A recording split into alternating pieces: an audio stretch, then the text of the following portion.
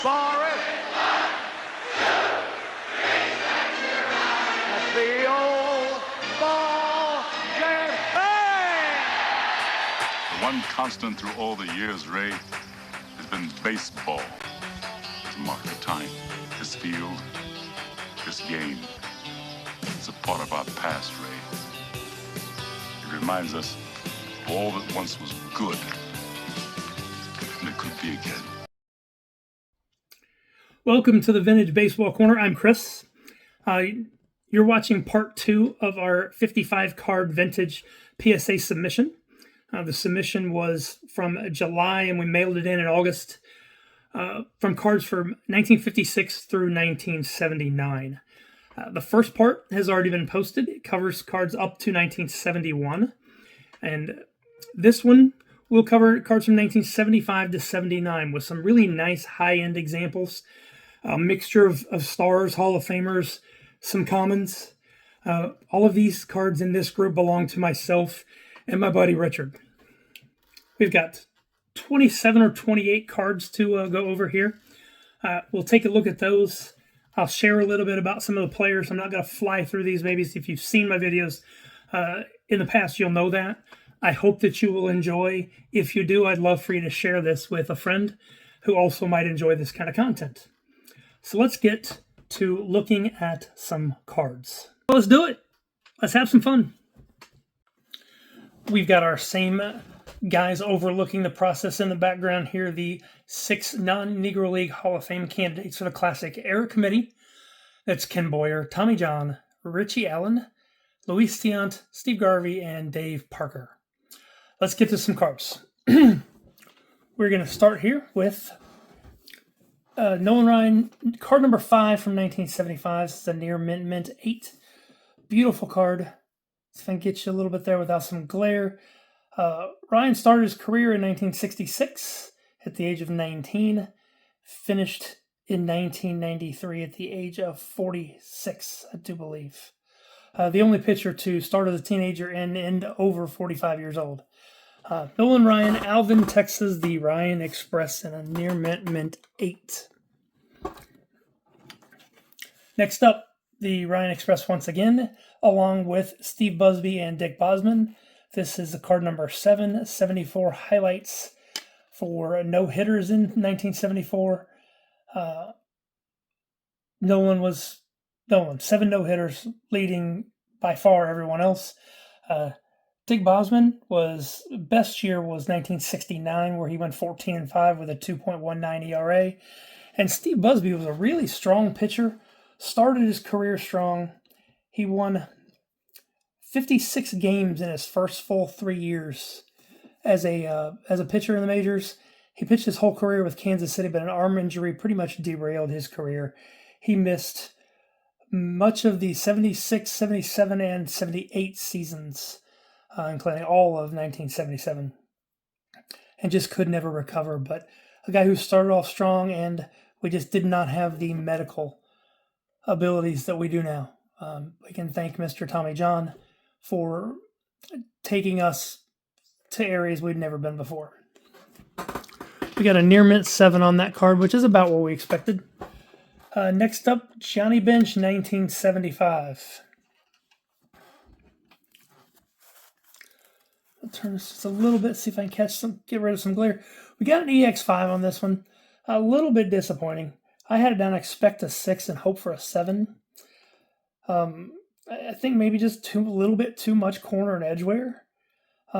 May have been the culprit, but I'm not going to lie. I have seen 6s that look worse. So this, again, you can see nice looking back. Good looking card. Just unfortunately had just a little bit too much wear to get us a higher grade. These first cards are all from Richard.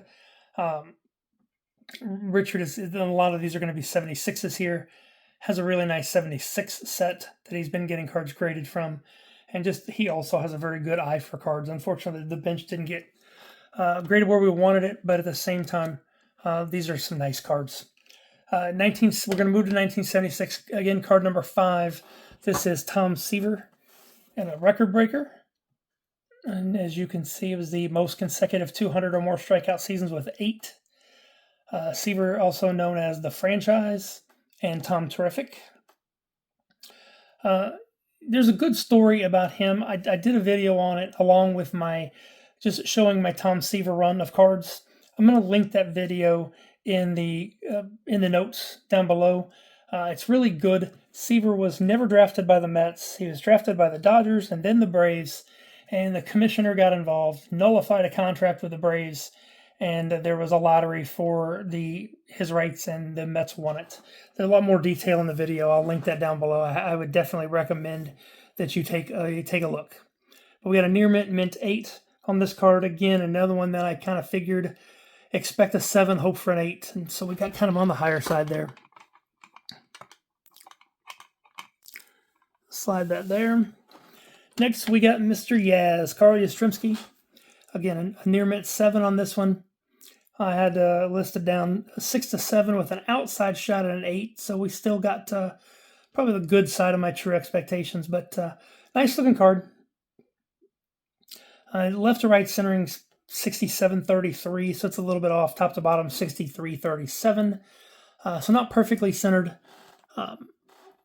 Still good quality card from 1976. Just a quick mention on Yaz. Yaz won the Triple Crown in 1967. He hit .326 with 44 home runs and 121 RBI. He also had a 1.04 OPS.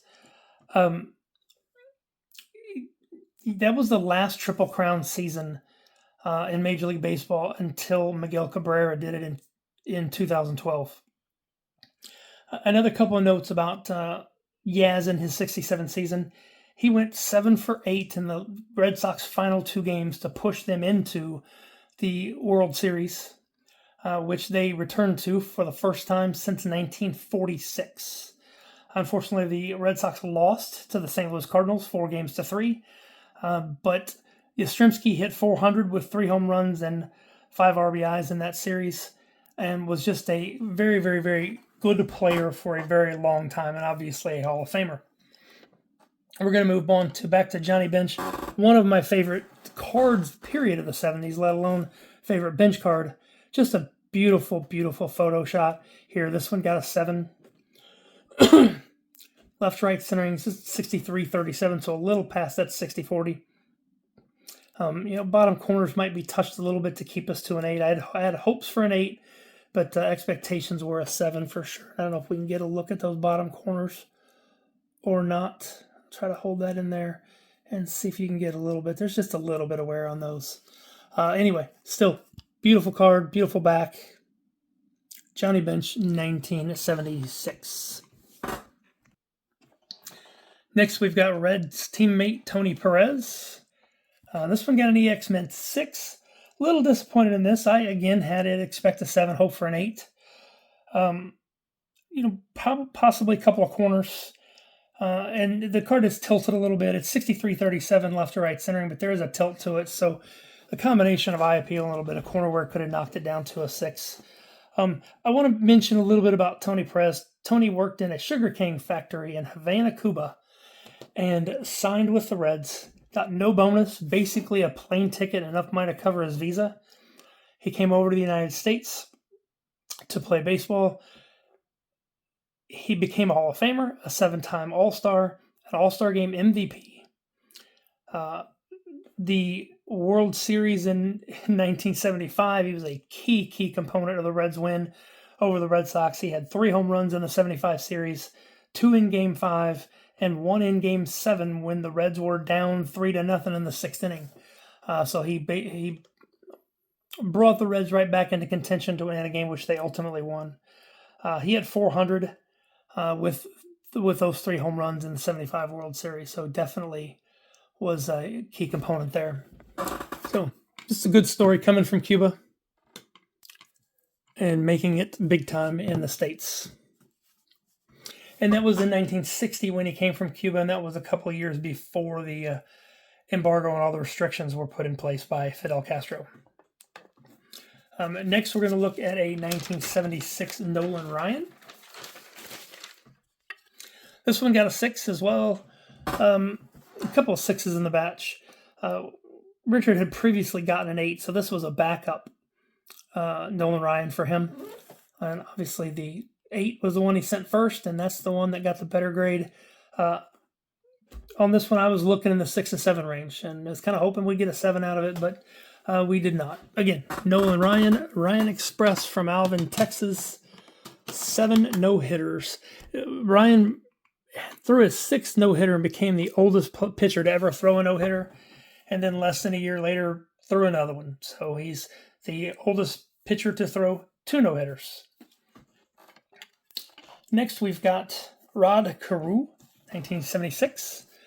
Card number 400. We got a near mint 7. Really nice looking card. I like the color combination on this one. Topps did a really nice job in 76 of kind of color matching the colors with the team uniforms. It's not perfect, but it's a lot better, I think, than the randomness of 75, even though 75 is my favorite set. I think they did a really nice job with that one.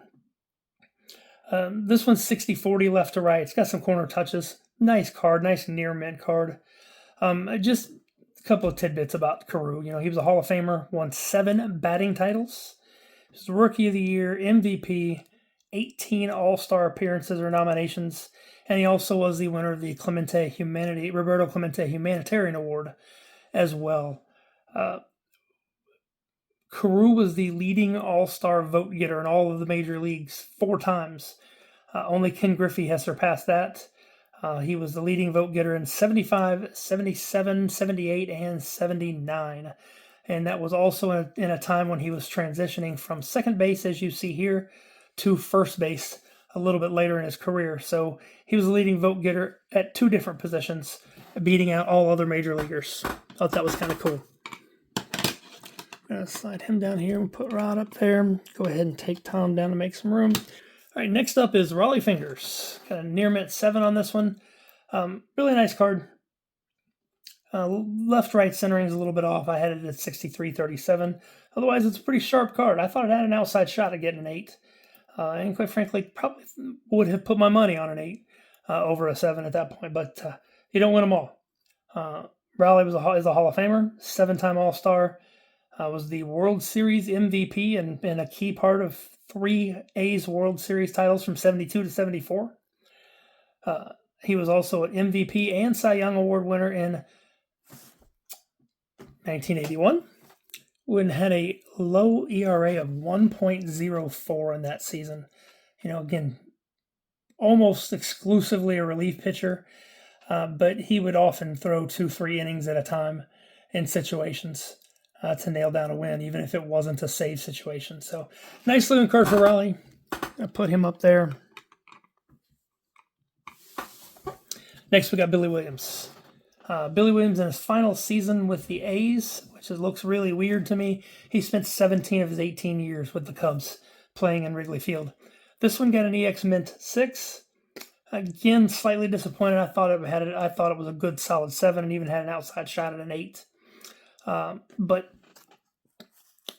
I did notice that there were a couple of minor surface flaws in the top right corner. Maybe just have just enough. And again, I don't know if I can get there with the focus here to show you that may have just been enough to hold it back.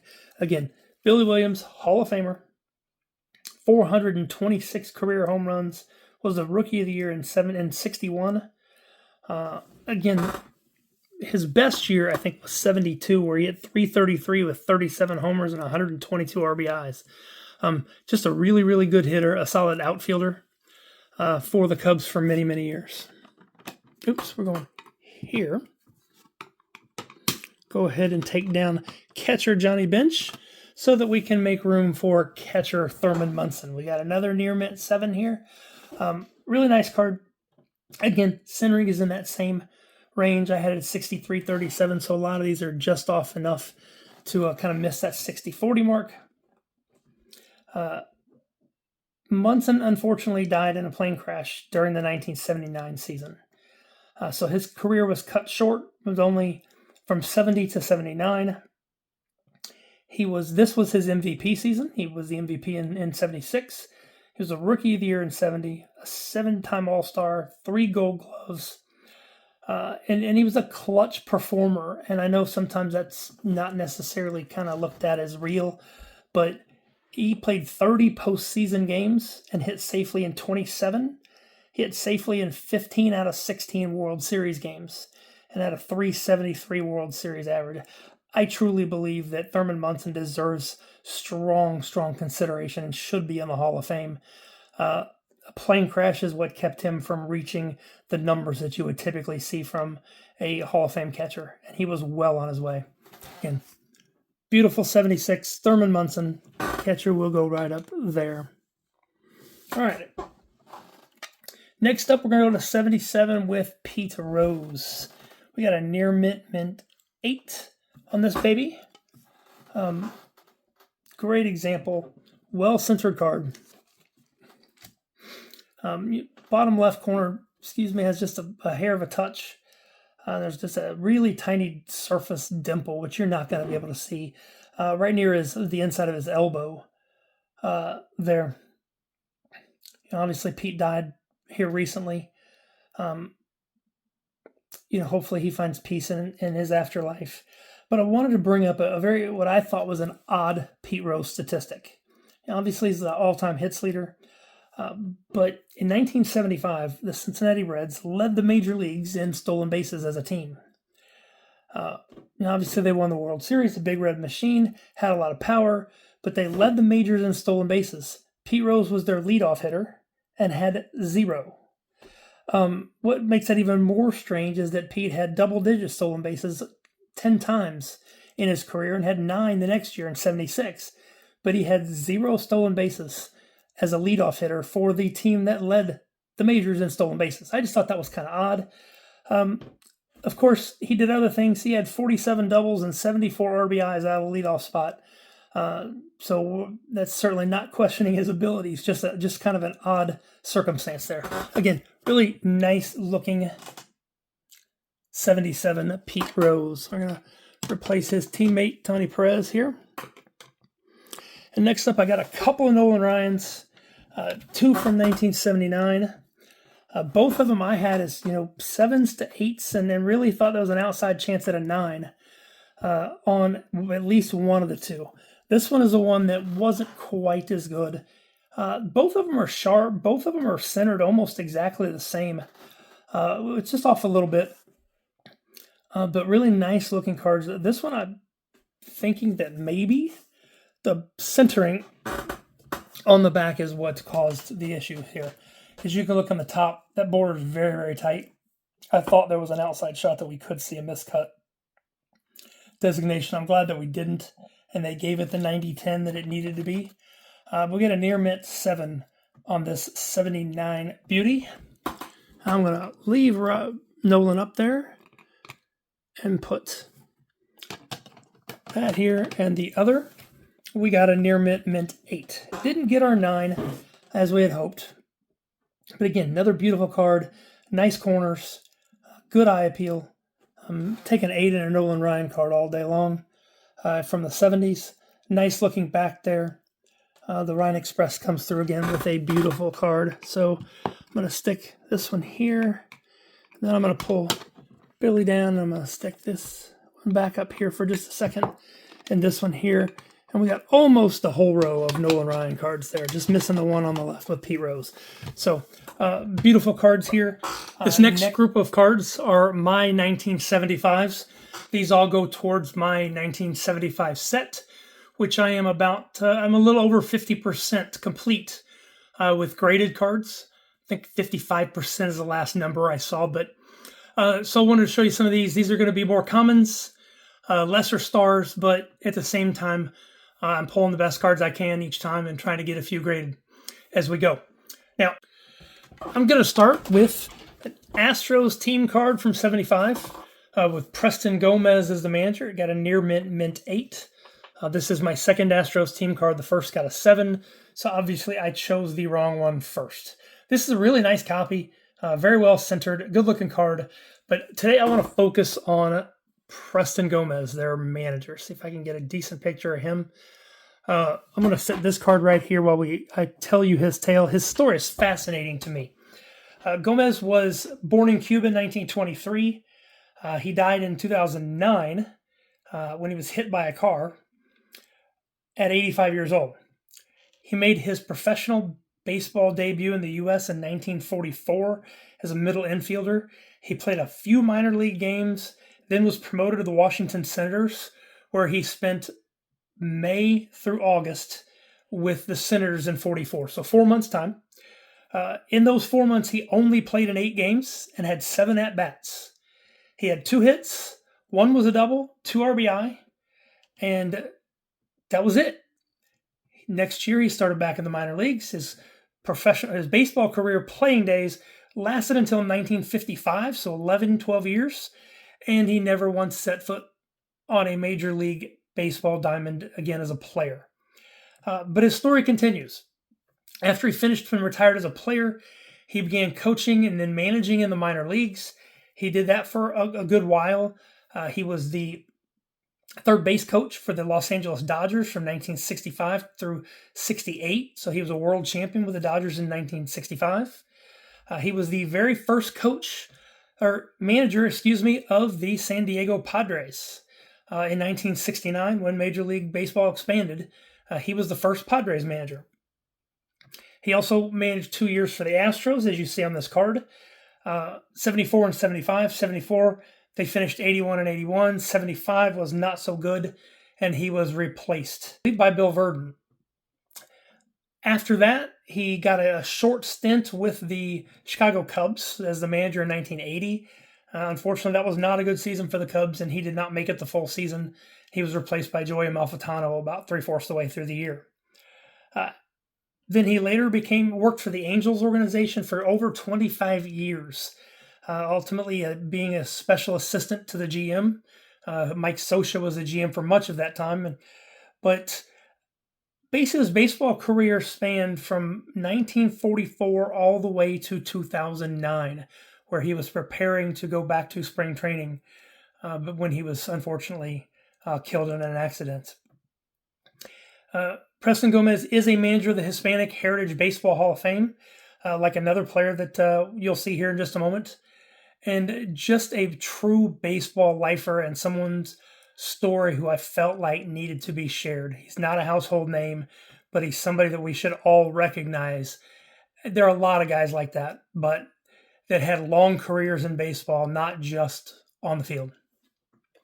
All right, next up, we've got Cincinnati Reds, Tom Carroll.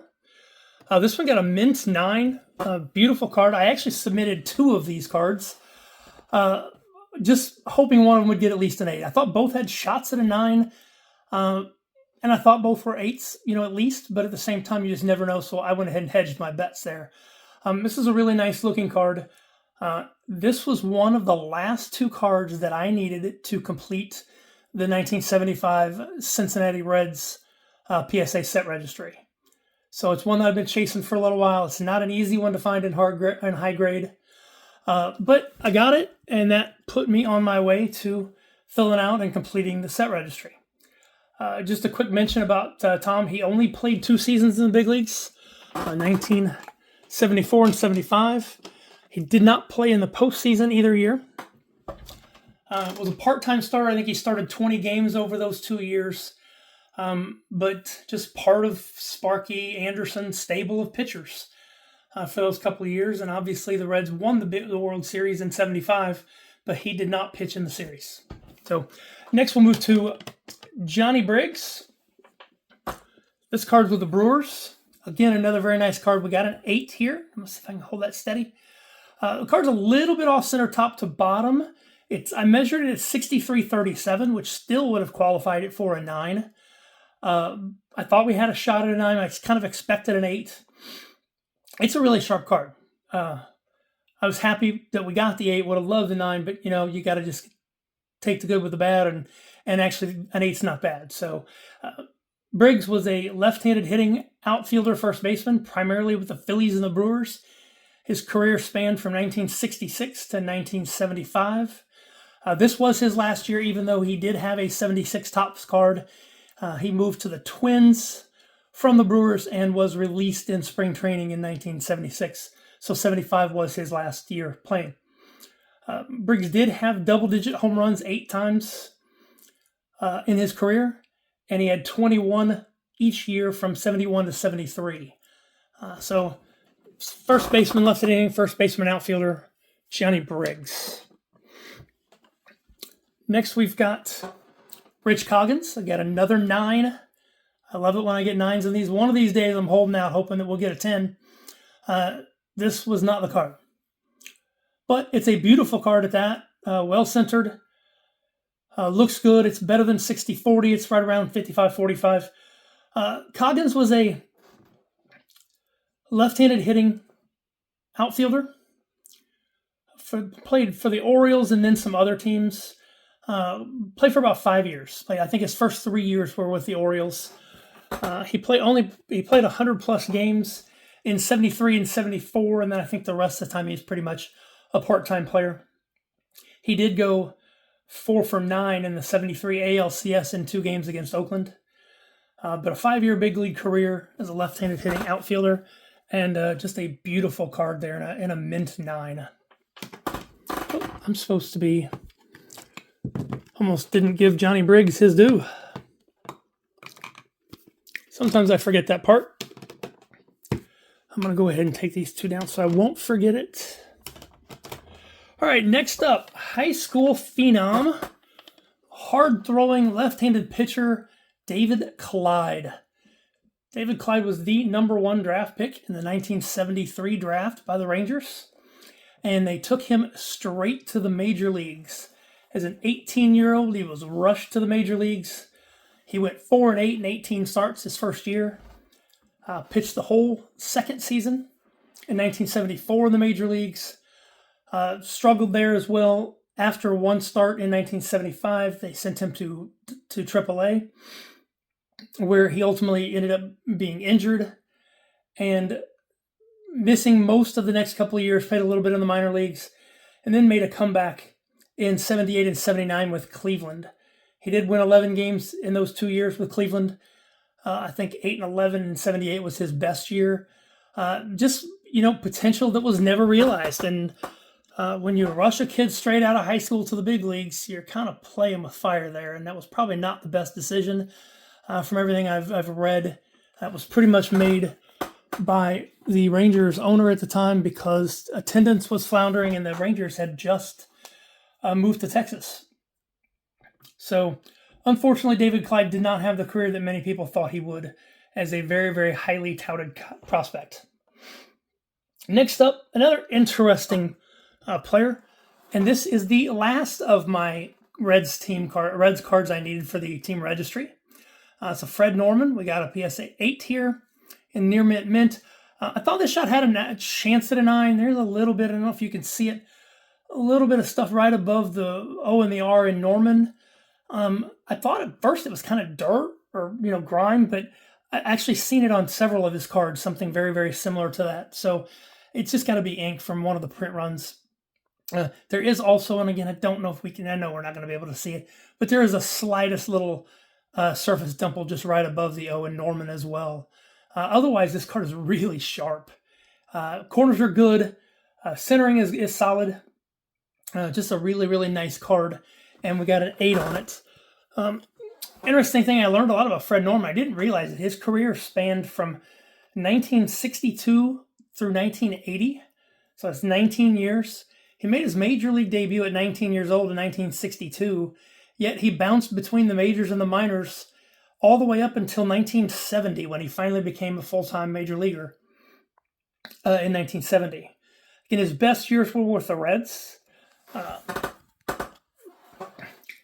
He did have double-digit wins for 8 straight years from 73 to 79. He started 1 game each in the 75 and 76 World Series for the Reds. He lost his 75-game start to Luis Tiant 5-4. He got roughed up a little bit in the 4th inning and exited early that day, unfortunately. But Luis Tiant was just amazing in that World Series, and that was his 2nd straight complete game against the Reds. But he went a combined 24-11 in 75 with the Reds, or 75 and 76 with the Reds. So solid left-handed pitcher, journeyman, we could call him if you will, but got parts of 19 seasons in the big leagues. I was familiar with him as a player, but I did not know that he played that long. And speaking of long careers, I've got another here for you. We have Bob Watson, another mint 9 here, beautiful card. Mr. Watson, the only things about this one is it's got a little fisheye there on the right side. Otherwise, it's a really sharp card. I just wasn't sure exactly where they would go with that, but I thought it had a good chance at a 9, but it kind of put down that I expected at 8 to 8.5. He had a 19-year playing career from 1966 to 84. Then after that, he was a coach, front office personnel, GM, and then a major league worked in the major league office as the, I guess, commissioner of discipline, or I don't remember the exact title, but he was in charge of discipline and player issues with Major League Baseball office.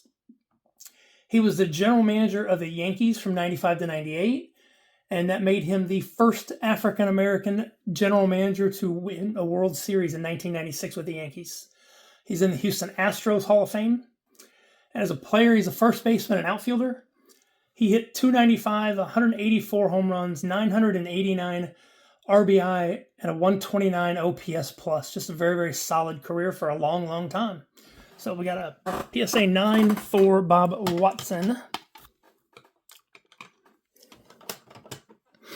Next up, another long timer in one of the from the original Mets, Ed Kranepool.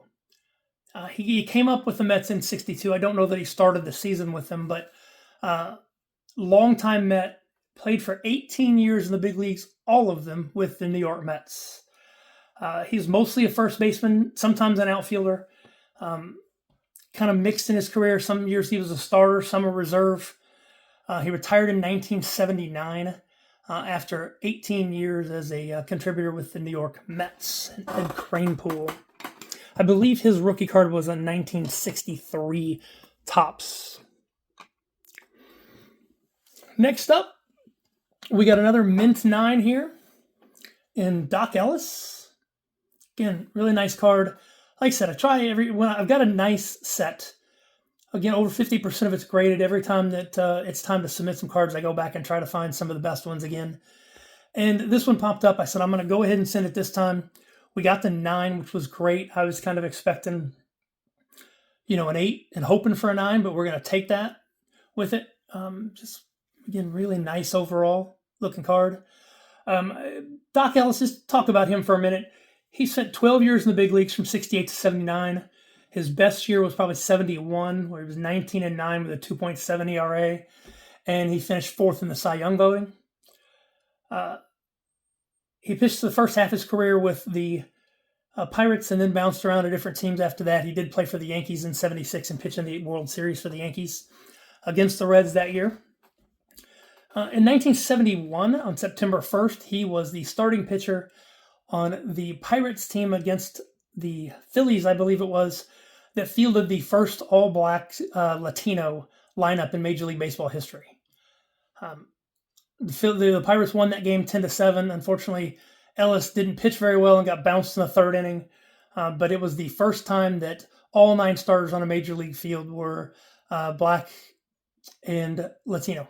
So, show you the back here. And then one other story that most of you probably already know, but in 1970, the Pirates had a day off, and he did a little hanging out, partying, if you will, and apparently forgot what day it was, or I'm not sure what exactly the deal was, but took LSD. He was taking it, dropping acid. He took LSD reportedly around noon on a day that he was scheduled to pitch after the day off.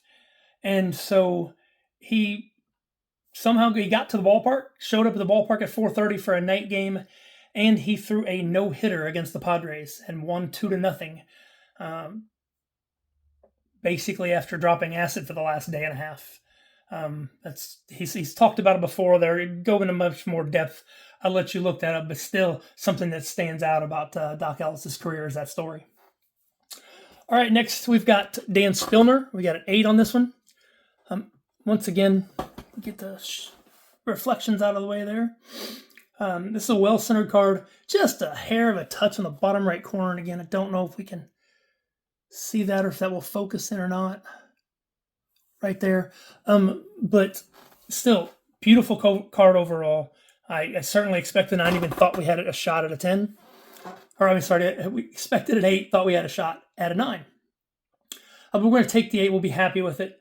Spillner played 12 years in the big leagues, from 74 to 85, most of it with the Padres and Cleveland. His best year was 82, where he was 12-10 with a 2.49 ERA and 21 saves, all pitching all in relief. And then one other side note about Dan Spillner is that he, along with Larry Heisel, are two of the precursors, if you will, to finding the Ricky Henderson rookie card in 1980. Almost every time I've seen a pack of those opened, he follows one or both of those two. I think it's immediately after Larry Heisel, but I believe Dan Spillner is right before that. So if you're ever opening a pack of 87 tops, or 1980 tops, and you see a Dan Spillner, get excited, because if Larry Heisel's next, then you got yourself a Ricky Henderson rookie. All right, next up, Tony Taylor. Here's a guy I didn't know a whole lot about. We got a 9 on this one. Again, just another beautiful card. This one, honestly, it was so sharp that I predicted, expected that I would get a 9 here, and thought I had an outside shot at a 10. I know it's wishful thinking on a card this old, but 10s do exist, and you got to have hope at some point. Maybe we'll hit one. That said, Taylor is also from Cuba. He has been elected to the Hispanic Heritage Baseball Hall of Fame, like Preston Gomez earlier. He played 19 years in the big leagues, from 58 to 76. Most of those with the Phillies. He was primarily a second baseman. He was an all-star in 1960. And his best year was probably 1963, where he hit 281 with 20 doubles, 10 triples, 49 RBI, and 23 stolen bases, and added 102 runs scored and 180 hits. Just a nice, solid overall season. But the back of the card is what got me digging a little bit more on him. I just didn't realize that he had that long of a career. I knew I had seen some of his cards earlier in the 60s, but I just didn't know how far back he went. And I think that's really cool. His rookie card, I believe, is a 58 tops. So beautiful card. We got the 9. Would have loved to have had the 10, but hey, we're going to take that all day long. I'm going to sit him here. And we got 2 more cards to take a look at. Tom McCraw, another fairly long-time major leaguer. We got an 8 on this one. Excuse me, can't hold that steady. We got an 8, another nice-looking card. Slightly off center top to bottom. I had it measured at 59.41, so just better than 60.40. There is a small little fisheye down here on the bottom right, and I know you won't be able to see it, but there is just the lightest of edge wear on the bottom left side, and that brown on the left edge there. So that's probably what held it back from being from a 9. Still really nice card, and I'm not focused for some reason right here. That's better. Let's get one more shot at it here, and then we'll take a quick look at the back. And we'll move on to our last card. I'm just going to kind of sit him. Can I do this without knocking things over? There we go.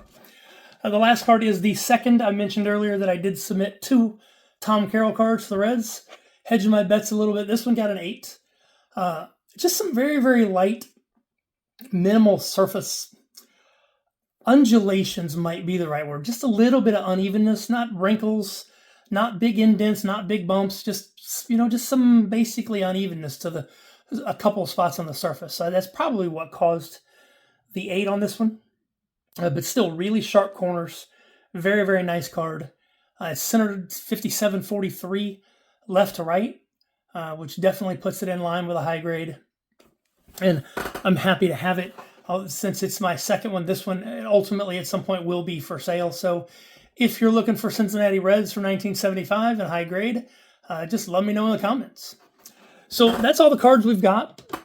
Just kind of wanted to get your overall thoughts, what you think in terms of, do you like seeing the 75s, the more, I call them common players, but obviously some of these guys had, 10, 15, 20-year careers in the big leagues, which earn a little bit more than a common title to me.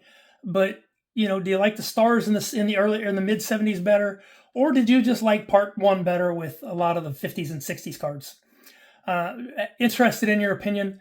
Those years are kind of our wheelhouse, and cards that we really enjoy, but they also kind of prevent more affordable options and trying to get into some pre-war stuff or some really high grade, Mantles and Jackie Robinsons, and certainly we'll look for those, but we're not going to have those in 8s or 9s. And I say we because, again, there's 4 of us that were participated in this submission, and I have another friend or 2 that participates on occasion. So again, I want to thank you. I appreciate your time. I appreciate you sticking this out with me. I know this video has been long, but once again, like part 1, some of these players aren't household names, and I felt like I would be shortchanging them in the cards if I didn't give them their due. So I hope you enjoy it. I hope you will come back and see me again. Hit the thumbs up button if you like it. Please subscribe if you haven't already, so you'll know when the next video is coming out. I do have another PSA submission that goes all the way back to a T206 card, and those grades should drop any day now. I would probably suspect them, if not Friday after Thanksgiving, then Monday, but they are in the assembly stage. I'm looking forward to those. That's a little bit smaller submission. And then we have 2 more in the pike as well. So lots more coming up. Not all videos will be PSA submissions. I've got some other things coming up that I think you'll enjoy as well. So again, I hope to spend some time with you again soon. I thank you.